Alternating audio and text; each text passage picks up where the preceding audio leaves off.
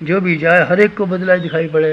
आपकी धर्मपत्नी कहें ये वो आदमी नहीं है, ये हमारा पति की शक्ल तो वैसी मालूम पड़ती है पर कोई भूत आ गया मालूम पड़ता है। पहले ये कड़वे वचन बोलता था, पहले हर वक्त रौब गालिब करता था, हर वक्त दबाव डालता था, अब ये दबाव नहीं डालता, बल्कि ये मान के चलता है कि भगवान की एक बेटी हमारे घर में आके रखी गई है और उसकी हिफाजत करना, उसको उन्नतिशील बनाना, उसके सुख, उसको सम्मान प्रदान करना हमारा काम है। आप अधिकार को त्याग दीजिए, आप कर्तव्यों को ग्रहण कर लीजिए, आप हर एक के प्रति कर्तव्यों को ग्रहण कीजिए।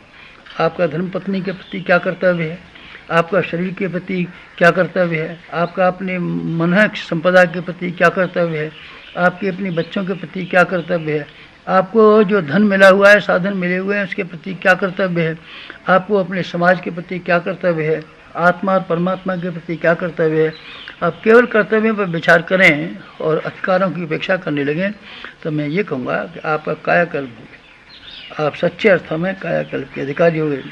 और आप हमेशा कर्तव्यों को भुलाते रहेंगे और अधिकारों की मांग करते रहेंगे तो क्या कहा जाएगा, आपसे ये कहा जाएगा वो उसी घिनौनी नारकीय मन स्थिति में पड़े हुए हैं जिसके फलस्वरूप आदमी को अनेक विपन्नताओं का शिकार होना पड़ता है और परिस्थितियाँ जिसकी हमेशा उल्टी बनी जाती हैं। आप उसी में बदल रहे फिर तो बेकार हो गया ना। आप बदलिए, कृपा करके बदलिए, कृपा करके बदलिए, अपनी मन स्थिति को बदल लीजिए। आप कर्तव्यों को कर्तव्य पालन कीजिए और अपने अधिकारों से पीछे हट जाइए। आप कभी अब तक भिखारी के रूप में रहे हैं, अभावग्रस्त रूप के रूप में हैं, हम अभावग्रस्त हैं, हमारे पास कमियां हैं, कमियां हैं, कमियां हैं, कमियां हैं। आपने कमियों की लिस्ट बनाई है और जहाँ तहाँ पल्ला पसारा है, पल्ला पसारा है, कमियों को अनुभव करना और जहाँ तहाँ जिसके सामने पल्ला पसारना, यही तो नीति रही है। आप कृपा करके नीति बदल दीजिए। तब क्या काम करें, आप ये विचार कीजिए कि आपके पास जो मिला हुआ है वो कितना ज़्यादा है, भगवान ने कितना ज़्यादा आपको दिया है। जो किसी प्राणी को नहीं मिला है वो सिर्फ आपको मिला हुआ है। आपको इंसानी ज़िंदगी को आप कीमत समझते हैं क्या? नहीं समझिए ज़रा, समझिए ये सृष्टि के किसी प्राणी को नहीं मिला है, वो आपको मिला है। आपकी जैसी वाणी, आपका जैसा मस्तिष्क, आपकी जैसे जीवन की सुनिश्चितता, आपका जैसा गृहस्थ, क्या सारे विश्व भर के किसी और प्राणी को मिला हुआ है? आप क्यों पसंद नहीं हो सकते? आप अपने आप को क्यों मालदार अनुभव नहीं कर सकते? क्यों आप संपन्न अनुभव नहीं कर सकते? आप गरीबी को छोड़ दीजिए और अमीरी यहाँ से लेके जाइए, बदल जाइए। आप गरीबी की बात छोड़ दीजिए, उस लिस्ट को फाड़ के फेंक दीजिए जिसमें आपने ऐसी बातों की सूची बना रखी है ये हमारे पास नहीं है, नहीं है, नहीं है, नहीं है। आप नहीं वाली लिस्ट को फेंक दीजिए। आप ये सोच के चलिए आपके पास है क्या। आपके पास श्रम है, आपके पास जीवन है, आपके पास मनुष्य की काया है, आपके पास गृहस्थ है, आपके पास परिस्थितियाँ हैं, आपके पास जीविका के माध्यम है। आप क्या काम कर सकते हैं? जो है उस पर संतोष व्यक्त कीजिए, आप इनसे प्रसन्न कीजिए, आप इन पर गर्व कीजिए, गौरव अनुभव कीजिए और याचना के स्थान पर देने की बात विचार कीजिए। याचना मांगेंगे ना, आप ये याचक मत बनिए, याचक मत बनिए। भिखारी से बुरा दुनिया में क्या हो सकता है? आप बीवी से मुस्कान मांगते हैं, आप अपनी मुस्कान बीवी को क्यों नहीं दे सकते? आप बच्चों से वंश चलाने की आशा करते हैं, आप बच्चों को वंश चलाने योग्य क्यों नहीं बना देते? आप कीजिए, आप याचक मत बनिए। देने के लिए बहुत है आपके पास, ऋषियों के पास बहुत था। पैसा नहीं था, पैसे में आग लगा दीजिए। पैसा तो मरने ही वाला है, पैसा तो मरेगा ही, पैसे को तो मरना ही चाहिए। पहले भी पैसा नहीं था और आगे भी पैसा नहीं देगा।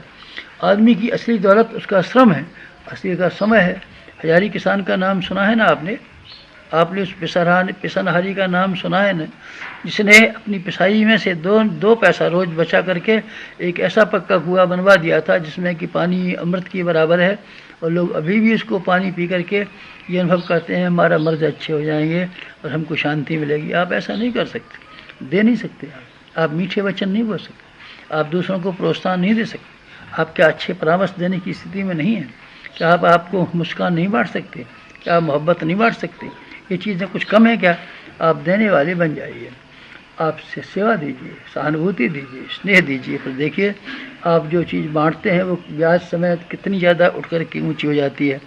आप यहाँ से जाइए, जाइए, अपनी गरीबी को छोड़ जाइए। जिस कमरे में आए उसी में से गरीबी छोड़ दीजिए। अभावों की सूची वहीं फाड़ के फेंक जाइए। आपके पास क्या है इस पर खुशी मनाना सीख के जाइए। और आप एक नई लिस्ट ये बना के जाइए कि मांगना क्या, देना। मांगना क्या, देना। किसको आप क्या देंगे, मित्रों को क्या देंगे, दोस्तों को क्या देंगे। धन नहीं, फिर सोचिए, धन नहीं, आपको अपनी भावनाएं और अपनी विचारणाएं और उनको ऊंचा उठाने और ऊंचा उछाल देने वाली सलाहें क्या कम होती हैं। प्रोत्साहन की कीमत नहीं समझते आप, परामर्शों की कीमत नहीं समझते, सलाह मशवरे की कीमत नहीं समझते। आप बहुत कुछ दे सकते हैं, आप वही दीजिए। यहाँ से जाने के बाद में आप अपनी खींच को प्रसन्नता में बदल दीजिए। क्यों, कल कहा था ना कि आप अपने कर्तव्य को जब पर्याप्त मान लें और ये सोचने लगे हमने अपना कर्तव्य पूरा कर लिया और फर्ज पूरे कर दिए, तो आपको खुश रहने का हक है, पूरा हक। आपने कर्तव्य पूरा कर दिया और क्या कर सकते थे आप, जो कर सकते थे आपने पूरा कर लिया, आपको सफलता मिल गई। आप पूरी तरीके से सफल अनुभव कीजिए। अगर आप अपने फ़र्ज़ और ड्यूटी अंजाम देते रहते हैं तब आप मुस्करा सकते हैं, और फर्जों पर केंद्रित रहेंगे तब, और परिस्थितियों पर केंद्रित रहेंगे। ये प्रतिक्रिया हुई, उसने हमारे साथ ये नहीं किया, हमारी ऐसी परिस्थितियाँ नहीं बनी, तो आप खींचते ही रहेंगे। फिर आप भूत की ज़िंदगी जिएंगे। भूत चलते रहते हैं और जलाते रहते हैं, मैंने सुना है। भूत डरते रहते हैं और डराते रहते हैं, मैंने सुना है। भूत रोते रहते हैं और रुलाते रहते हैं, मैंने सुना है। मालूम नहीं भूत की क्या स्थिति है, पर मैं आपसे कहता हूँ, भूत की तरीके से क्यों ज़िंदगी जिए, देवता की तरीके से क्यों नहीं जिए। देवता की तरीके से जिए। आपका पुराना ढर्रा बेहूदगियों से भरा हुआ है।